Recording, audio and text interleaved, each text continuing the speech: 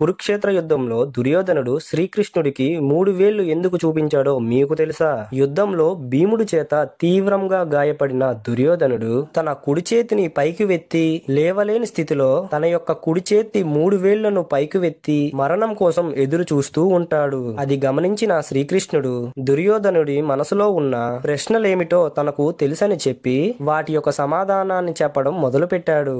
భారీ వర్షంలో కూడా ఒక్క చుక్క కూడా తన మీద పడకుండా ఉండే అంత వేగంతో నకులుడు రథాన్ని నడపగలడు కాబట్టి కౌరవులు హస్తినాపురం చుట్టూ కోటను నిర్మించి ఉంటే నకులుణ్ణి రథం ఎక్కి ఆ యొక్క కోటను నాశనం చెయ్యమని చెప్పేవాడినని, విదురుడిని కురుక్షేత్ర యుద్ధంలో పాల్గొనడానికి ఒప్పించి ఉంటే తాను కూడా సుదర్శన చక్రంను పట్టుకుని యుద్ధంలో పాల్గొనేవాడు అని, అదే విధంగా ధర్మరాజు కోపంతో కళ్ళు ఎర్ర చేస్తే కనుచూపు మేరలో ఉన్నదంతా మాయ మసైపోవడం ఖాయం కాబట్టి ద్రోణుడు మరణించిన